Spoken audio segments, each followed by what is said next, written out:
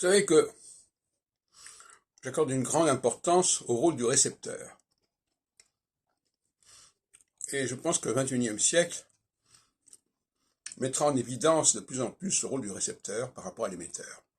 On reste encore aujourd'hui, en 2022, dans l'idée que l'émetteur marque le récepteur et que le récepteur n'existerait pas sans l'émetteur.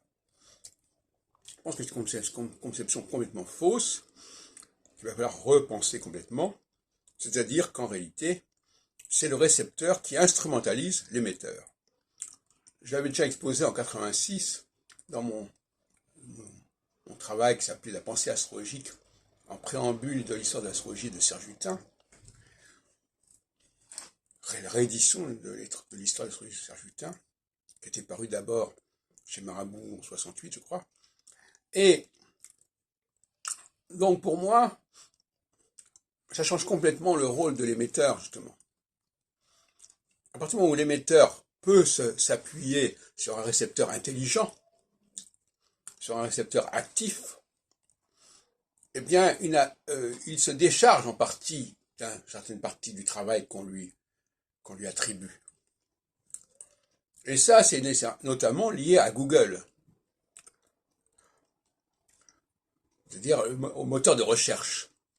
Les moteurs de recherche, c'est quelque chose qui concerne le récepteur. C'est le récepteur qui va faire son marché, en quelque sorte, des éléments, des données qu'il va compiler et relier. Ce n'est pas à l'émetteur de le faire. Il ne peut pas être à la fois au four et au moulin. Donc,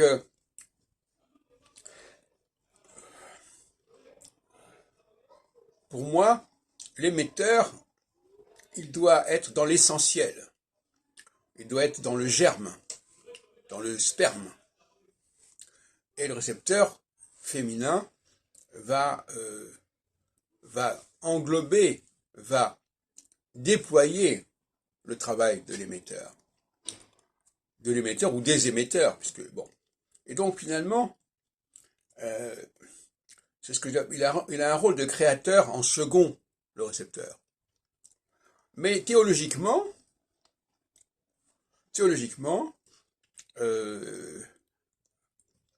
dans ma théologie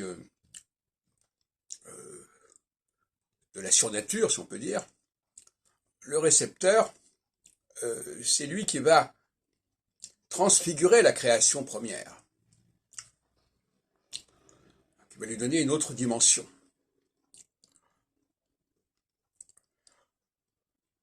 Et donc, ce que j'appelle le sous-créateur, d'une certaine manière. Un peu comme il y a un sous-consommateur, parce que j'en avais parlé dans une autre vidéo. Donc le récepteur féminin, d'une certaine manière, tout comme la femme va donner toute sa dimension au sperme premier, il a une tâche considérable de fécondation, pas de fécondation, mais de gestation, qui doit être amplifiée justement à la lumière de nouveaux outils de recherche que nous donne Internet, etc. Autrement dit, la thèse, l'époque où l'émetteur devait tout terminer, tout parachever, tout clôturer, est forclose, est terminée.